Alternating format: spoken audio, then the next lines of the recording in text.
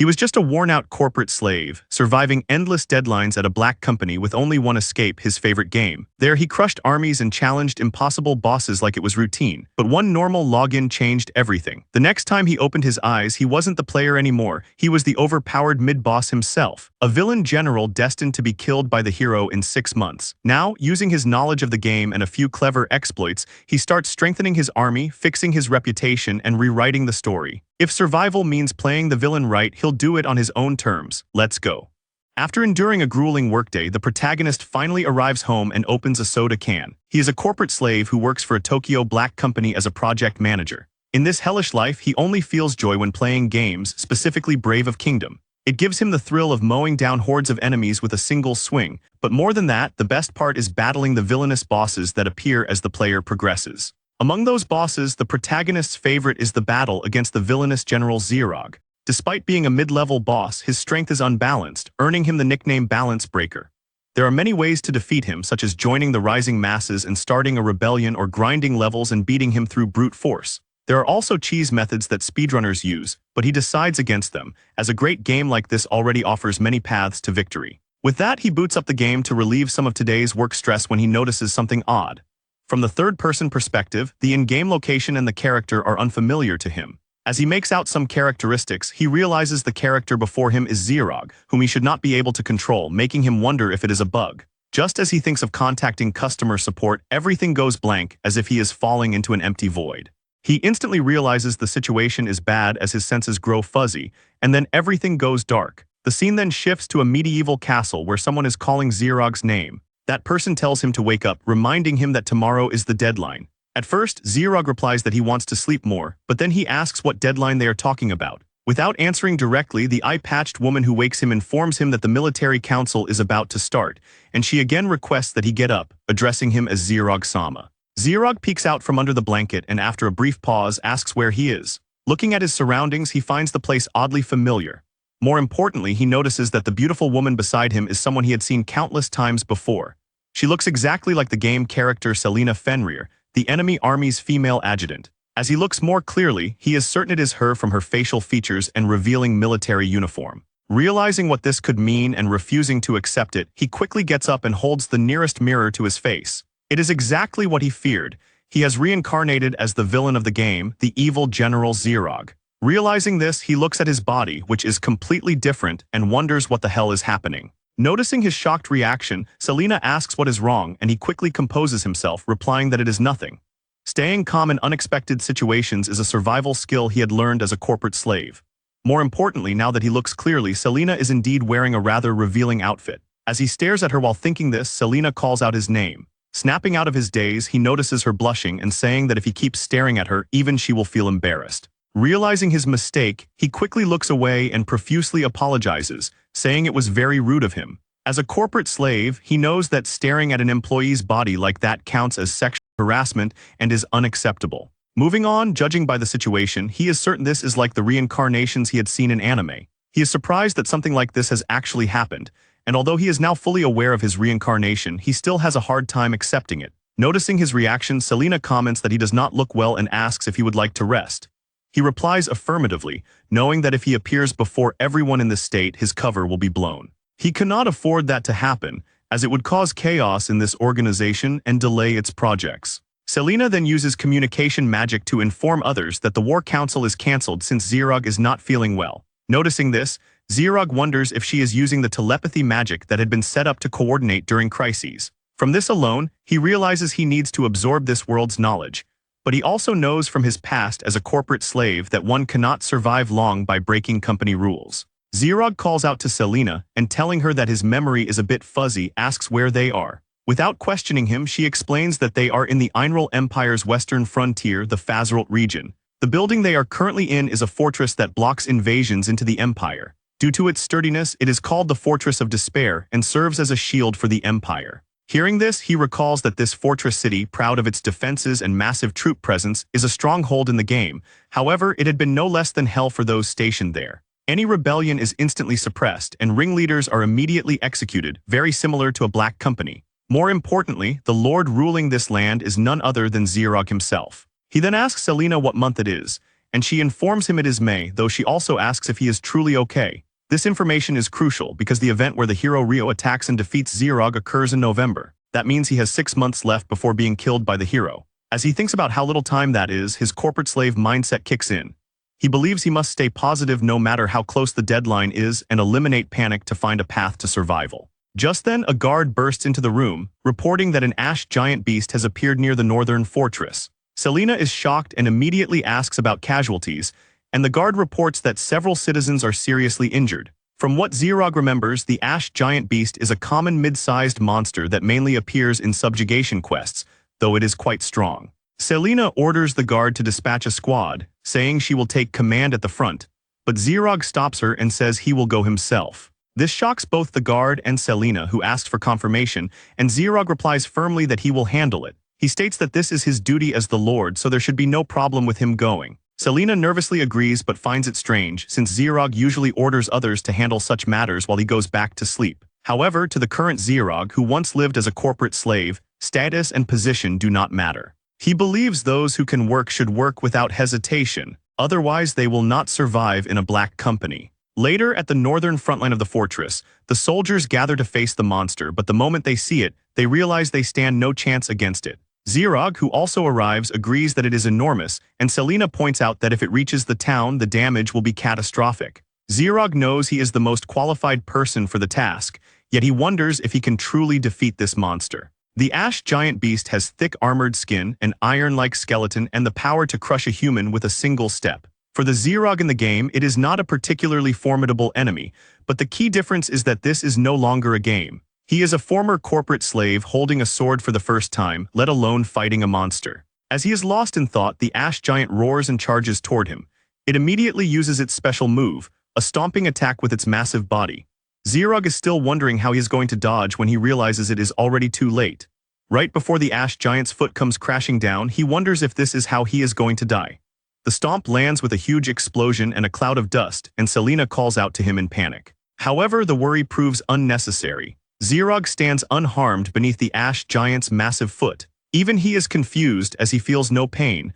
Although there is some impact, it feels no worse than a magazine falling from a rack on a commuter train. Though he feels nothing from the blow, the ash giant, on the other hand, seems to be in immense pain as it roars. Zerog questions this internally, wondering why it is acting hurt after stepping on someone without permission. More importantly, he realizes that although the ash giant looks terrifying, it is actually slow. Compared to someone like the balance breaker General Zerog, the ash giant is just a mob.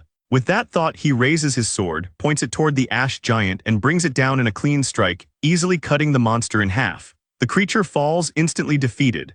The soldiers and Selena are left in shock, and Selena drops to the ground, unable to comprehend how it was slain in a single blow. Noticing that she has dropped her guard, Zerog warns her to be careful, saying it is still dangerous. However, it is already too late, and he quickly covers her with his body, blocking the ash giant's final attack. As he holds her in his arms, Selena is completely flustered. Zerog feels relieved that he made it in time, recalling that in the game an ash giant beast thrashes its tail wildly in its final moments. He asks Selena if she is okay, and she replies that she is, though she remains visibly shaken. Realizing how the situation might look, he awkwardly assures her that everything is fine.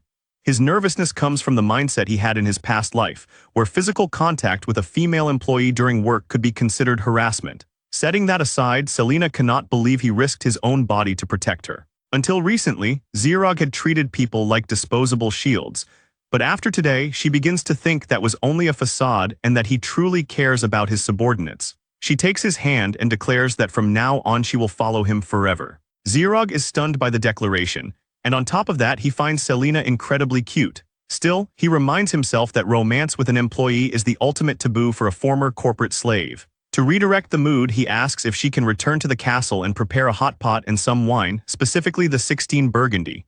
Though she doesn't fully understand the 16 Burgundy, she accepts the task, prompting Zerog to let out a relieved sigh. Later that night at the castle, chefs cook the ash giant's meat in large pots while citizens wait with bowls in hand. Grills are also set up, and as people line up for stew, one person mentions hearing that Zerog hunted the beast himself, which another finds unbelievable. A man who receives a full bowl of stew wonders how the ash giant's meat will taste, but the moment he takes a bite, he finds it so delicious that tears fill his eyes. It is not just him, other citizens also find the meat tender and rich in flavor. They finish quickly and ask for seconds. Zerog works at the grill and having expected this reaction tells them they can eat as much as they want. He remembers that in the game, defeating magical beasts drops raw meat that enhances a soldier's stats. It only worked on low-level soldiers, so it had been an optional feature. In this world, however, if he repeatedly strengthens the country's soldiers this way, he believes he can reduce the chances of his future death. Selena, who is also eating, praises Zerog and says he is impressive. She asks if he hunted the monster on purpose to feed its meat to the citizens and strengthen them. Zerog confirms and offers her some wine, which she gladly accepts. When she takes her first sip, she is surprised by how perfectly the wine pairs with the meat. The taste is so good that she feels as if she is melting. Zerog is not surprised at all. The game features a cooking system where combining certain dishes with specific wines, especially the 16 Burgundy, raises a character's maximum ability values, and he is now simply applying that knowledge in real life. Zerog then tells her it is nothing special, and that he just happens to know a bit about which wine pairs well with which meat. Selena thinks this level of knowledge about enjoying magical beast cuisine is like that of a master chef. She says this is to be expected from Zerog, and even comments that he must be the reincarnation of a war god. In his mind, Zerog thinks it is more like the reincarnation of a corporate slave. Setting that aside, he tells her the wine is quite valuable and asks her to keep this information confidential. Selena agrees, but with a shy feminine expression she asks if this means it is a secret shared only between the two of them. In response, he averts his gaze and says it is a company secret. For a moment, he thought it was truly over for him, but then he realizes that living as the villainous general in this Musu-style game is not an impossible task.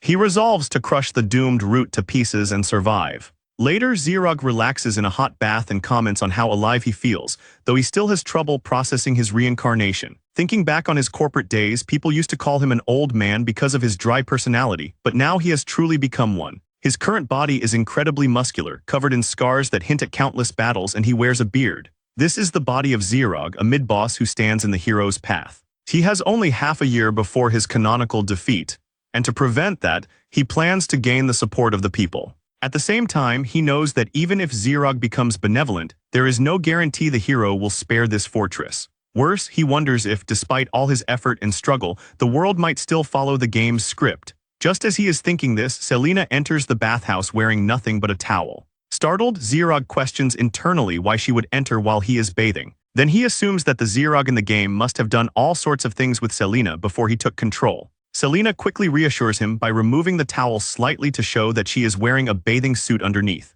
Zerog tries to calm himself and notices that she also looks embarrassed. To confirm his assumption, he asks whether he had ordered her to do this. She says no. Hearing that, he feels relieved that Zerog was not as terrible as he had feared. Selena then explains that she wanted to thank him for saving her earlier and only came to wash his back. Zerog is skeptical, suspecting she might have other intentions, but since she seems sincere, he accepts her offer while still wondering if this is truly okay. As she washes his back, Selena asks how it feels and tells him to let her know if there is any itchy spot. When she says this, his body reacts slightly as he notices a particular sensation on his back. Seeing his reaction, she asks if something is wrong and he replies that it is nothing. He has no idea what is going on, but the situation feels almost too good. Such treatment was unimaginable in his corporate slave days, and he wonders why she is being so kind to him. Meanwhile, Selena does not understand why, despite her blatant advances, Zerog remains calm and composed, not taking advantage of her at all. His behavior is completely different from the past, as back then he would have attacked her without hesitation. This makes her wonder what caused him to change so drastically and so suddenly. As she mutters that he has a broad and sturdy back, Zerog wonders what she just said. Setting that aside, he slightly turns around and tells her that although it feels amazing, he is tired today and they should stop here. However, just as he fully turns to face her, he realizes that Selena's chest is completely exposed and that she had been using it to wash his back. The sudden movement startles Selena and she becomes extremely embarrassed. She hurriedly apologizes and quickly runs out of the bathhouse. Zerog remains there, speechless, thinking he has just witnessed something really good. Later, although he still has trouble understanding what happened in the bathhouse, he decides to calm down for now and head to the toilet. While searching for it, he notices a certain room leaking a dark, ominous aura. The moment he senses it, he freezes in shock. He wants to believe it is impossible, yet the place radiates the exact same presence as the basement toilet in his former black company. That underground toilet had not even been acknowledged by the cleaning staff and had been abandoned for years. He had only used it when absolutely necessary, and the stench alone had nearly knocked him out. It is something he never wants to experience again, so he decides to deal with it immediately.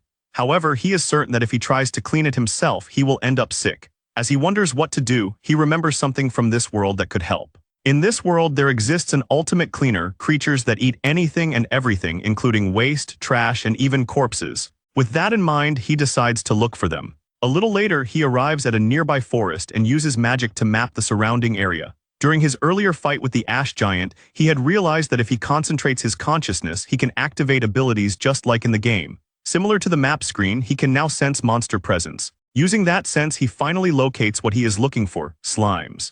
Seeing them in real life, he finds them oddly cute. Since he needs to capture them without killing them, he recalls a method suitable for the weakest monsters. He widens his eyes and glares at the slimes, and they instantly freeze in place. It is an intimidation skill that immobilizes low-level monsters with nothing more than a glare. He casually picks one up, impressed by how convenient the skill is, and decides to gather more. Then he notices something strange. The monster markers on his mental map are no longer moving at all. He is shocked and wonders if this is also the effect of his intimidation skill and whether its range is really that wide.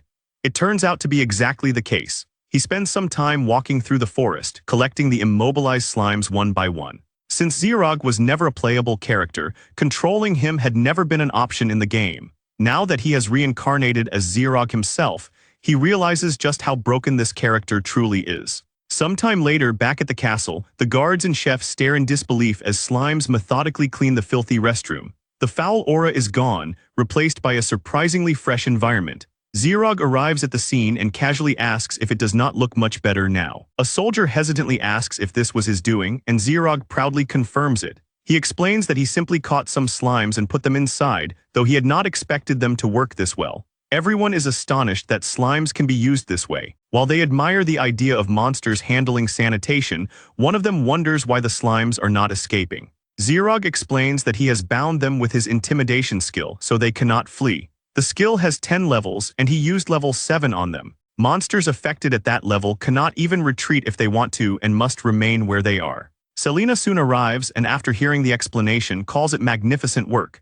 She admits the fortress had long struggled with sanitation issues and that she had worried about it for years. The fact that he solved it in a single day feels to her exactly like something Zerog would do. She praises him openly and even gives a slight bow, conveying the gratitude of the women working in the fortress, all of whom are deeply thankful. Zerog is caught off guard by the wave of appreciation, but he does not show it. He simply turns and walks away, saying it was something that needed to be done, so there is no need to thank him. To him, this is proof that deadlines can be met with the right methods. He plans to use everything available to survive his fate, because, in his mind, that is the true corporate slave way. Meanwhile, somewhere in the mountains, the hero Rio stands atop the corpse of a dragon he has just slain.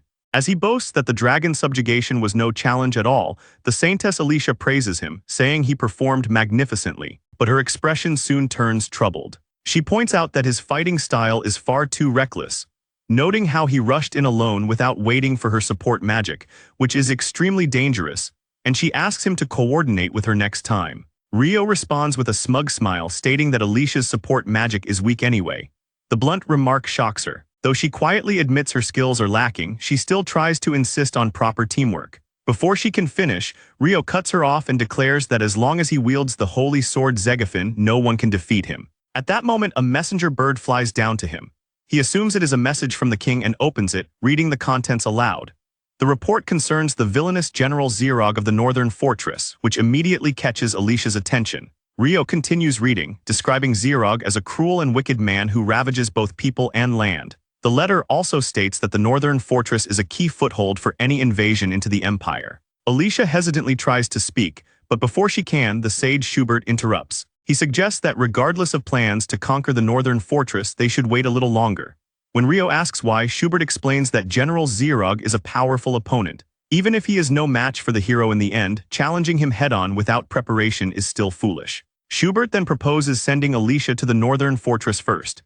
He believes she can approach them under the pretense of negotiating a ceasefire, infiltrate the fortress, and get close to Zerog.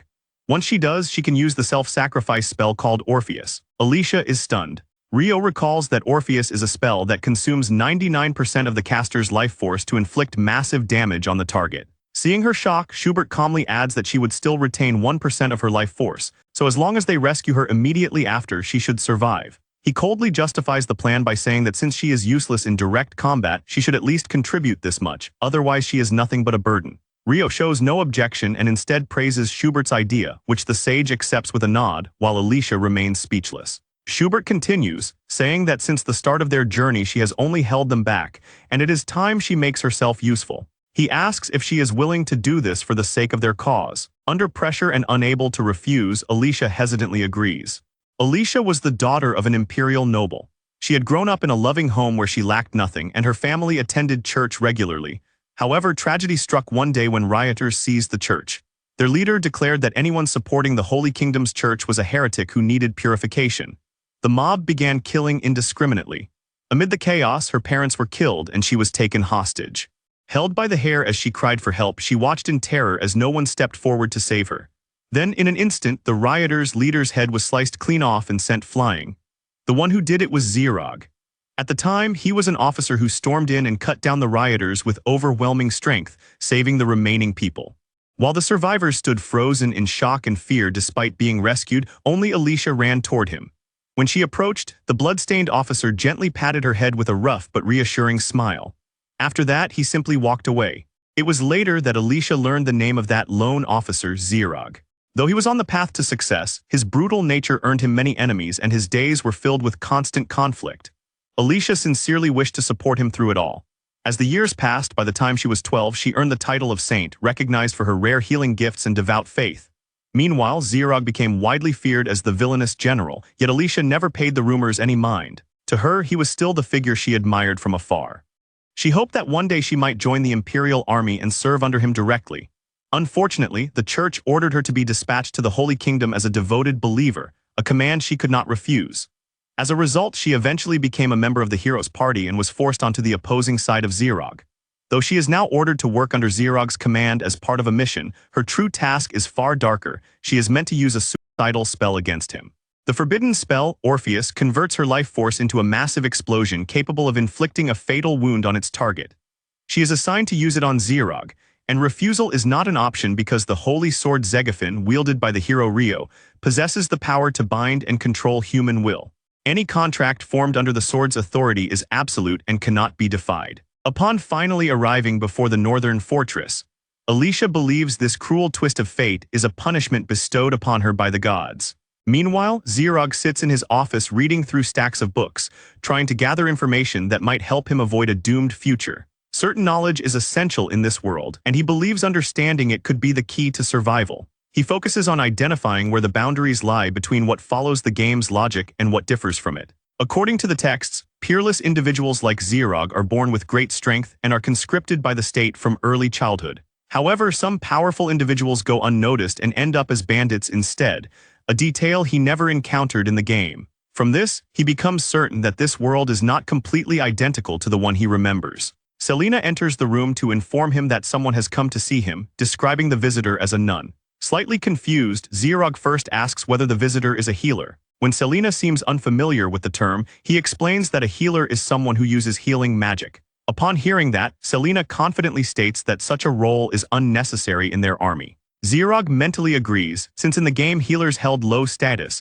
which fits a Musu-style world where overwhelming strength overshadows support roles. Still, he remembers that healers had other strategic uses in certain scenarios. Without dwelling on it, he tells Selena to escort the visitor to the guest room, and she accepts. As Selena leads him there, he senses a hint of irritation in her mood and briefly wonders what caused it. When he enters the guest room, he sees the visitor and immediately recognizes her as Alicia. The name slips from his mouth on instinct. The moment he says it, he realizes his mistake because Zerog is not supposed to know her yet. Selena confirms that the young woman's name is indeed Alicia. Alicia politely greets Zerog, introduces herself, and asks if she may work here for a while. She is actually surprised that he knows her name since they only met once when she was a child. She assumes it must be a coincidence as there is no reason he would remember her. The current Zerog, however, remembers nothing about their past meeting. His surprise comes from a different source. He recognizes her from the game. From what he recalls, Alicia joins the hero Rio in the early stages of the story. As the party grows stronger, she struggles to keep up and is labeled a useless healer. Remembering that, he can roughly guess why she has appeared here now. He assumes she was deemed unfit by the hero and must have been expelled from the party. This kind of scenario, where a dismissed ally joins the enemy, had been a common trope in games. However, he finds himself extremely fortunate as he knows the full extent of her true usefulness. Thus, he thanks her for coming, which surprises Alicia. He then tells her that he wants her to join his side and work hard. The proposal shocks her and she quickly bows, thanking him and saying she looks forward to working with him. Zerog is glad that such a valuable character has come to him by sheer luck, but he can tell that Selena is not entirely pleased. Remembering lessons from his corporate life, he decides to handle the situation carefully and calls Selena's name. He asks her to quickly sort out the employment conditions and prepare the contract, admitting that he is not good at paperwork. Selena's mood brightens instantly as she accepts the task with enthusiasm. In his previous life, he had learned that employees who do not get along are often better off assigned separate responsibilities. Once the arrangements are underway, Alicia inquires about the kind of work she will be doing. Zerog tells her to follow him and that she will understand soon enough. Following him, Alicia arrives at the soldiers' training ground, where many soldiers are sparring intensely. She is visibly surprised by the sight and wonders aloud what exactly is happening. Zerog explains that this is the soldiers' training ground, where they train rigorously using iron swords rather than wooden ones. After being pushed to their physical limits, they are fed generous portions of beast meat to recover their stamina, allowing them to spar again. This cycle is how the fortress's army strengthens itself. Alicia finds it incredible, admitting she had not expected such proper training after hearing rumors that Zerog treated soldiers like disposable pawns. Hearing this, Zerog is genuinely taken aback and asks if he is truly spoken of in such a manner. Realizing she may have overstepped, Alicia quickly apologizes, bowing for speaking out of turn and expressing her regret once more. Zerog tells her it is fine. After all, he is known as a villainous general and he understands what she meant. He then asks whether she believes training ordinary soldiers is pointless. After a brief hesitation, she quietly affirms. Zerog knows that perspective all too well. In hack-and-slash games, soldiers are mere fodder. Even 100 of them would be sent flying by a single strike from someone like him. From the books he has been reading, he has learned that the circulation of magic within the body determines strength. That is how levels are measured. By focusing on others, he can perceive their levels. Selena is level 30, Alicia is level 18, and he himself is level 37. He admits that he understands weaklings cannot easily become strong. Even so, he refuses to believe that such a rule is absolute. There must be exceptions. His statement clearly surprises Alicia. To him, the logic that the weak must always remain weak is merely a convenient facade. Training soldiers is not pointless, it is essential. Right now, strengthening the army is a task that must be done. Alicia is deeply surprised by Zerog's conviction that the weak can grow stronger, as it stands in complete contrast to hero Rio, who favors the strong and readily discards the weak. Moving on, Zerog tells Alicia that she will begin working immediately. When she asks what she must do, he explains that it is a task only she can perform as a healer, something he himself cannot do, which is to heal others. Without hesitation, Alicia walks toward the exhausted soldiers and stops one who is about to continue sparring. She tells him not to move any further, then gently casts healing magic upon him. A warm light envelops his body, and in an instant he stands upright again, his stamina fully restored and his fatigue gone. Not only that, he feels even lighter than before, as if his body has been refreshed from within. The surrounding soldiers stare in disbelief, some even whispering that it must be a miracle. Since there are natural limits to how much training can be done in a single day due to exhaustion, Zerog has planned for Alicia to restore the soldiers' stamina repeatedly, drastically increasing both the intensity and duration of their training, allowing their levels to rise far more efficiently. At the same time, by using her magic continuously, Alicia's own level will increase as well. In other words, it forms a perfect cycle. The soldiers exhaust themselves, Alicia heals them, they resume training, and the process repeats. Impressed by the rapid recovery, other soldiers begin requesting her healing magic as well. Zerog once again finds himself appreciating Brave of Kingdom as a masterpiece. Its systems contain remarkable depth and allow for various playstyles beyond simple brute force. As more soldiers gather, Alicia decides to cast a more powerful spell. She performs an area-wide full-body recovery, bathing the entire training ground in radiant light. Every soldier within range feels their fatigue vanish at once. Cheers erupt immediately, and voices begin chanting her name in gratitude. For the first time, Alicia feels a sense of fulfillment. Rather than being dismissed or viewed as a burden, she is needed. Zerog notices the gentle expression on her face and is glad to see her genuinely happy. He understands all too well that when everyone else is busy and one person is left with nothing meaningful to do, sadness inevitably follows. In his past corporate life, he had observed that even employees who initially struggled could thrive when given tasks suited to their abilities, even if they had been reassigned under pressure. When a person is allowed to contribute properly, both the individual and the organization benefit. That, in his mind, is the way of the corporate slave. maximize efficiency while maintaining morale. Watching the soldiers resume their intensified training with renewed vigor and Alicia continue healing without hesitation, Zerog begins to wonder whether he should push his strategies even further and prepare for a future conquest on his own terms. Later, the soldiers' training ends for the day, and thanks to the healing magic, they have worked up a good sweat. Even though their bodies are sore, they feel great and are even looking forward to tomorrow's training. One of the soldiers then thanks Alicia for the healing magic and adds that he will rely on it tomorrow as well. This confuses her, as she wonders how a regular soldier can have that much stamina, but then she realizes and becomes certain this is due to Zerog's skill. One of the soldiers then mentions hearing rumors of Zerog being cruel and tyrannical, and points out how far from reality that is. He is the total opposite. With a gentle personality, he is admired by his soldiers and invigorates the army with unique training methods. Above all, the soldiers find the most shocking thing to be that Zerog remembers each and every soldier, which proves that he truly cares. Because when one becomes a general, it is normal not to recognize the soldiers. But the soldiers believe Zerog has not changed a bit since his officer days and has remained the magnificent warrior who is stronger and kinder than anyone else. Hearing all this, Alicia wonders if maybe Zerog truly remembers her as well. Just as she is thinking that, her eyes go blank and her body freezes. She then falls to the ground, which causes all the soldiers to ask her and worry what is wrong and if she is okay. She snaps out of it and calmly replies that she is fine and just a bit tired. Just as she says this, she hears a voice saying it is good and that she is blending in quite well. Though shocked at first, Alicia quickly realizes it is Hero Rio's voice. Informing her that he and Schubert have also made it close to the fortress, he tells her that she can self-destruct anytime. Though this does not come as a surprise to her, she now fully realizes that Rio no longer thinks of her even as a comrade. Rio then reminds her that she cannot betray him and asks if she understands what he means. After a brief pause, she replies in acceptance and recalls a similar situation from before. There had been a party member they were separated from for just a week, but in that short period, Rio had completely forgotten about her. This makes Alicia believe that perhaps she too will be forgotten soon. Just as she is thinking that, Zerog suddenly picks her up, startling her.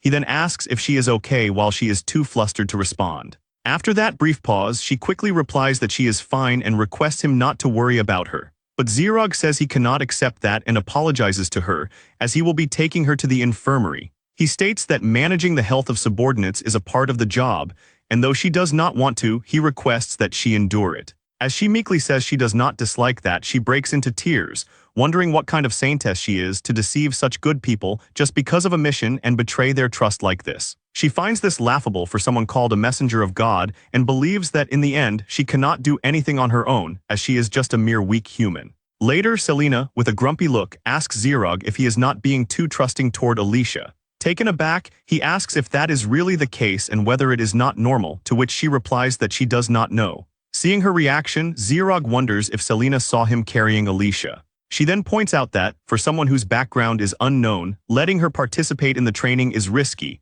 But before she can finish her sentence, Zerog, with a smile, asks if she is just worried about him and thanks her for it. This makes her flustered, as she says it is only natural for her to worry. Moving on, Zerog had thought only Alicia and Selena's compatibility was poor, but now he realizes it is quite deep-rooted, so he cannot leave it like this, recalling that during his corporate slave days, 2 hires who did not get along were assigned to the same department. Because of this, when the atmosphere at the workplace became the worst, he had been really troubled.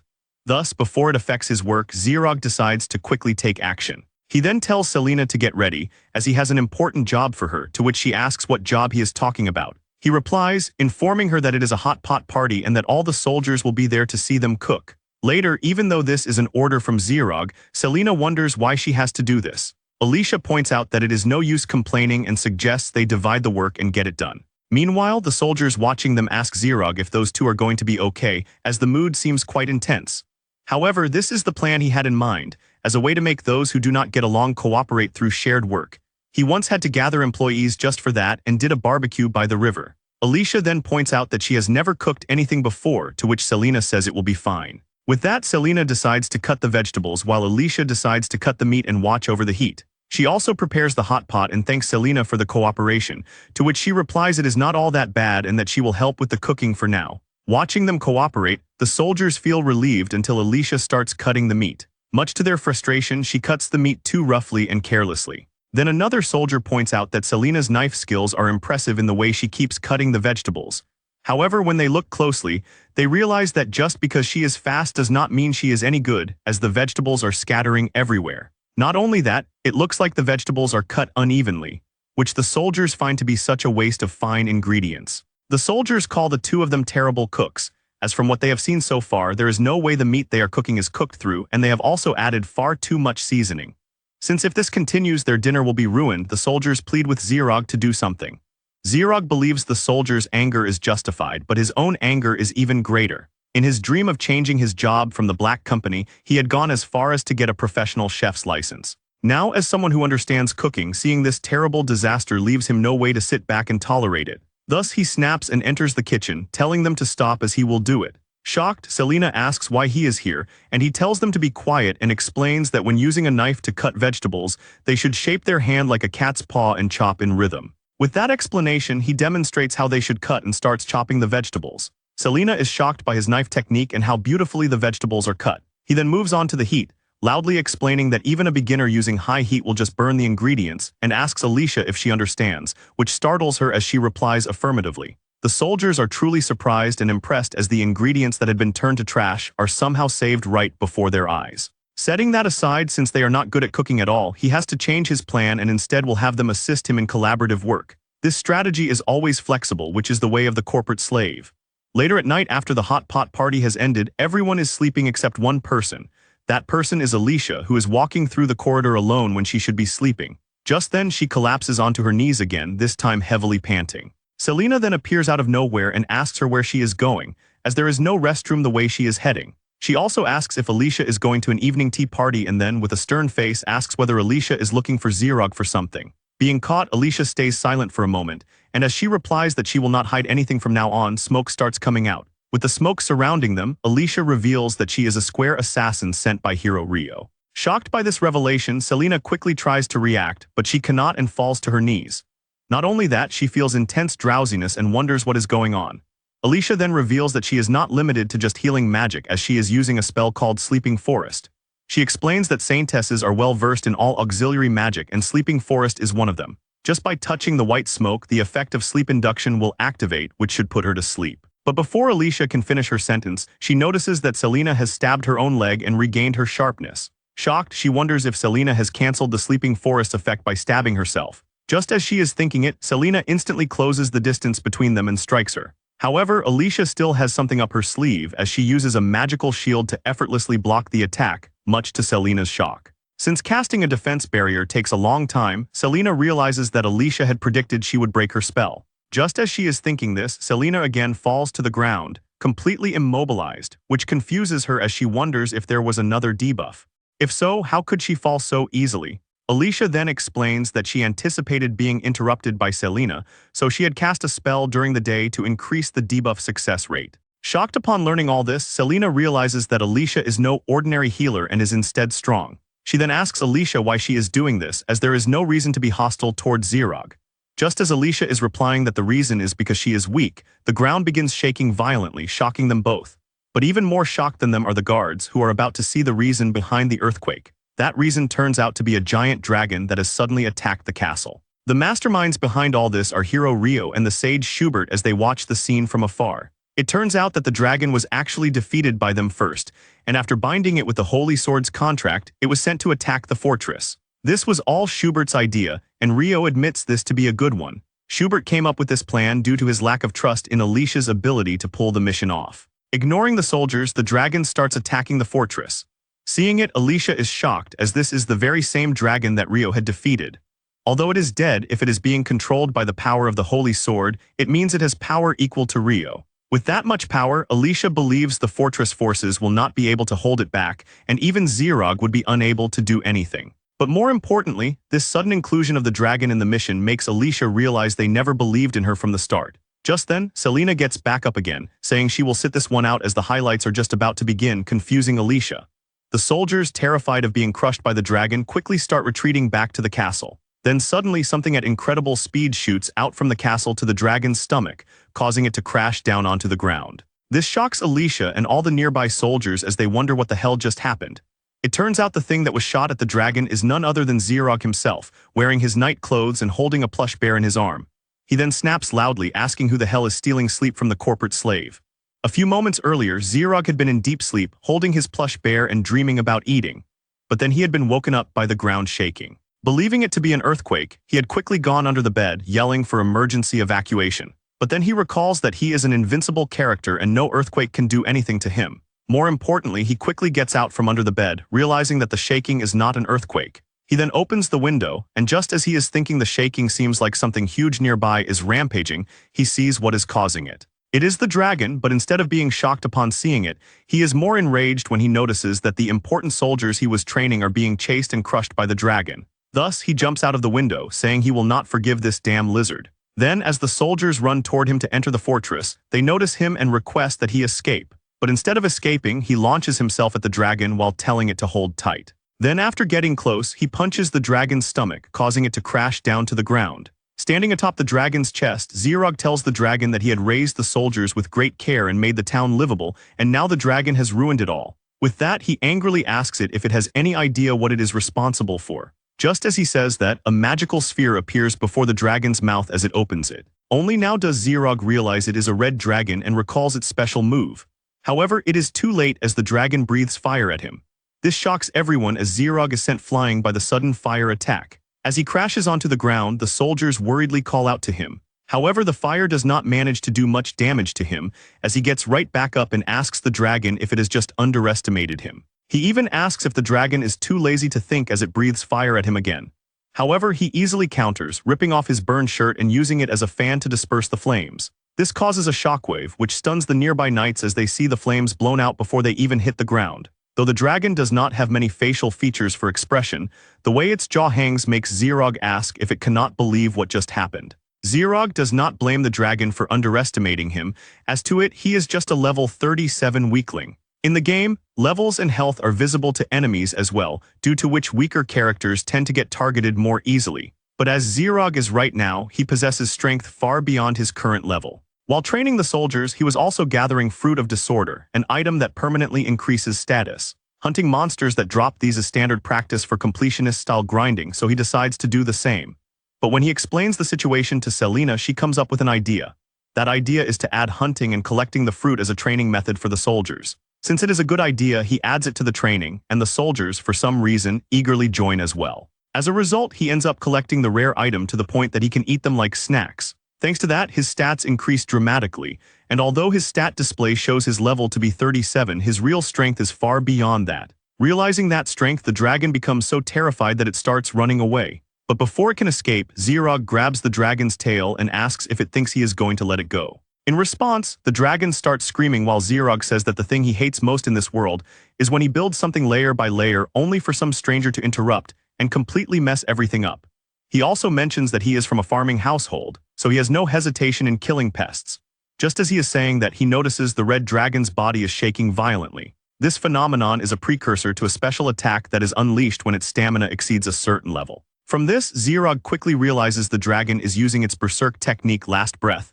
It is an ultra-powerful heat ray that a red dragon unleashes right before it dies. If someone gets hit by it, they will not get off lightly, but even more importantly, there is a residential area in the fortress. So there is no way he can dodge it or take it head-on, making this one of the situations where he is supposed to be finished. However, he then recalls that this technique has a very simple countermeasure: punch its head to change the direction. He does exactly that, causing the dragon to release the flame breath in a different direction. But in that very same direction is a cliff where Schubert and Rio are standing, both of whom get covered in the violent flames. Then, as the flame breath finishes releasing, there seems to be nothing left on the cliff, indicating that maybe Rio and Schubert have died. This could be the case, as it seems like the contract binding the dead dragon to Schubert and Rio is gone, causing the dragon's body to collapse without any further fighting. While Selena had expected Zerog's victory, Alicia and the soldiers are extremely shocked witnessing the whole fight and its conclusion. After a brief moment of silence, cheers burst out as the soldiers declare Zerog the winner. All the fear and panic vanish in an instant, as they are so impressed that Zerog defeated the dragon with his bare hands. Not only that, this makes their loyalty toward him even stronger. They then pick him up and perform a celebratory toss while he just recalls that from the forest where the dragon's breath was diverted, he feels like he heard a scream, but then dismisses it as his imagination. Later, after taking care of the aftermath of the dragon's attack, Zerog decides to take a shower before going back to sleep.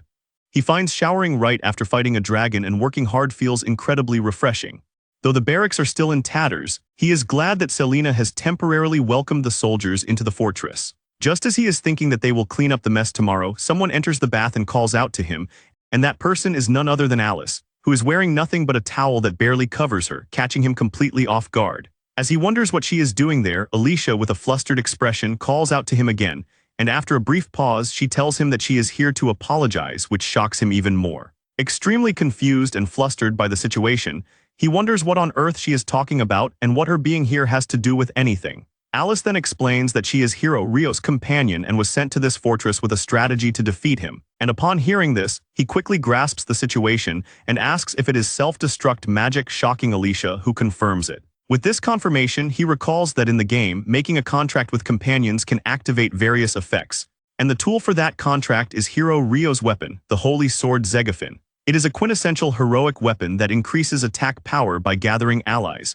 but there is also a hidden way to use it, which is to bind allies through a contract that allows its user to issue cruel commands. In the game, this was the type of event where a choice appeared only when certain conditions were met, and though there was the downside of losing comrades, many players thought of it as a quite favorable strategy, the prime example being Alicia's suicide attack, which if successful could take Zerog down without a fight. Alicia then informs him that she cannot go against Hero Rio because of the contract, and since she is going to die anyway, she wants to dedicate everything to Zerog before she dies. As she says this, she drops the towel completely, exposing herself, which shocks Zerog, while she adds that she will do it if he is okay with it, revealing that she has no experience at all and is completely clueless about how to proceed, yet she is determined to do her best in her own way and asks for his permission. As she finishes speaking, Zerog gently places both his hands on her shoulders and tells her that it is okay, assuring her that everything will be fine and that she does not need to do that. Hearing this, with tears overflowing from her eyes, she asks how they are supposed to find a way. And in response, Zerog internally admits that the power of one of the 12 legendary weapons, like the Holy Zegafin, cannot be matched by any ordinary magic or skills, making the contract seemingly unremovable. However, if he were to possess a power equal to a legendary weapon, then that would be an entirely different story. With that, the two of them leave the bathhouse, and after getting dressed, Zerog tells Alice to follow him, saying he will show her something important. Following him, they enter his room, where standing in front of the many weapons on the wall, Zerog explains that just like Hero Rio, he possesses one of the 12 legendary weapons, and that weapon is a double axe called the Omega-Eater, a legendary axe said to devour all power with nothing it cannot sever, not even the binding force of a holy sword. Surprised upon learning this, she asks if the curse placed upon her can truly be broken by the axe, and with confidence he tells her to trust him, assuring her that it will be undone very quickly. With that said, he uses his ability to take a look at the curse, which appears as an iron chain binding her entire body. And seeing this, he wonders if the ability to perceive the curse so clearly is the power of the Omega-Eater. With a clear understanding of the curse, he raises the axe and asks Alice if she is ready. And though nervous, she replies that she is, adding that even if she is killed in the process, she would be content if it is by his hand.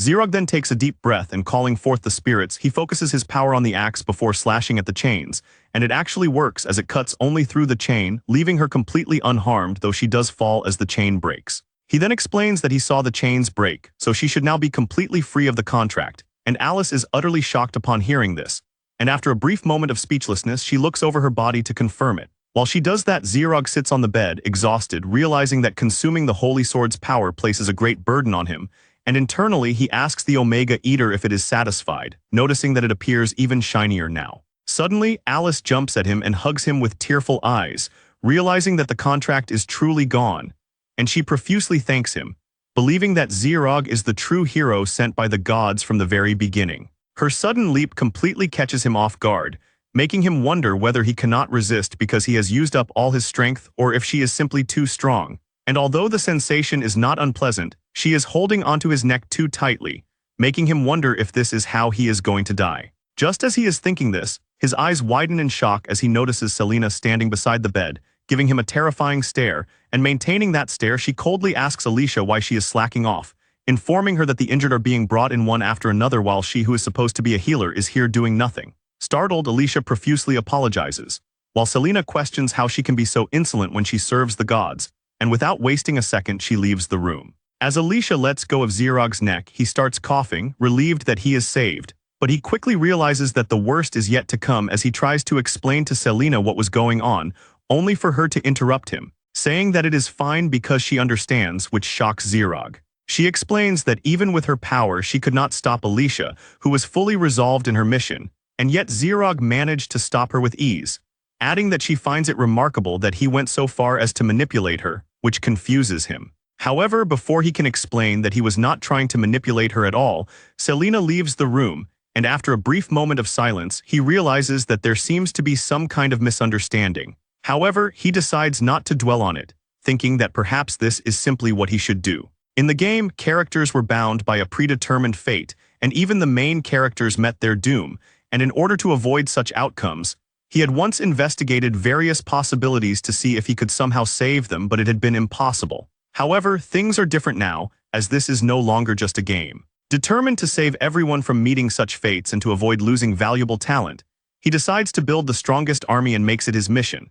And for now, he plans to devote himself to work and increase profits to strengthen the company, which will in turn help him protect his people. With that goal in mind, he resolves to work relentlessly, embracing the path of a corporate slave, and thus he declares that he will use all his power to destroy the path leading to ruin. Meanwhile, in the mountains, it turns out that hero Rio and the sage Schubert have actually survived, though they are severely injured. As they camp in the mountains, Rio, while eating some meat, asks Schubert if he can use healing magic, and Schubert explains that he prioritized learning attack magic, so he can only manage low-level healing at best. Rio admits that he never expected to be injured this badly, which Schubert agrees is unfortunate, but Rio finds it degrading that he, the hero, is forced to camp outside just to recover his stamina. Setting that aside, since the dragon caused quite a commotion, Rio believes that it must have given Alicia a chance to use self-destruction magic. And with that, he becomes certain that Zerog's defeat must have been a success, asking for Schubert's opinion. After a brief pause, Schubert informs him that he has just received a message, and thrilled to hear this, Rio asks why he did not say it sooner, assuming it could be a report of their success. However, judging from Schubert's troubled expression, that does not seem to be the case, yet Rio still snatches it from him to read. It turns out that the letter is from Alicia, who reports that thanks to Zerog, she has escaped his control and will never return again, making this a farewell letter. And she adds that she never liked Rio's egotistical and selfish personality and in fact hated him. She further explains that she did not use any self-sacrificing magic and has instead become loyal to Zerog, to whom she now intends to dedicate both her body and soul. After finishing the letter, Rio remains silent as a cold wind passes through them, while Schubert waits for his inevitable outburst, and he does not have to wait long, as after that brief silence, Rio angrily rips the paper apart, demanding how Alicia dared to betray him and declaring that he will never forgive her. He rants that she was such a cute and obedient girl, yet she still did this, which enrages him further as he questions how she could act this way. And in his fury with his ugly ass face, he declares that he will kill both Alicia and Zerog.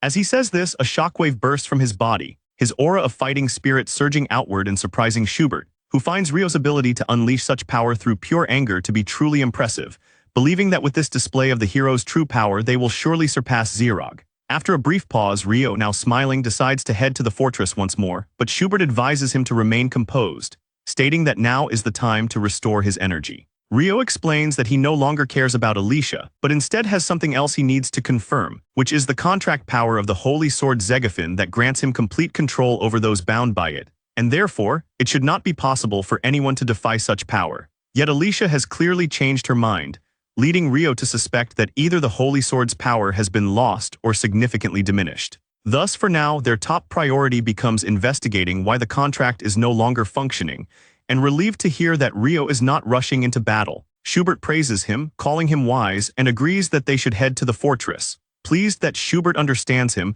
Rio decides that they should set out immediately. However, just then they hear the sound of something approaching, and as Rio turns around to ask what the noise is, a fast-approaching horse carriage suddenly crashes into them, sending both of them flying. The carriage does not even slow down, and as Rio and Schubert come crashing to the ground, a man inside the carriage casually asks if they ran over something, to which another person replies that it was probably just a boar.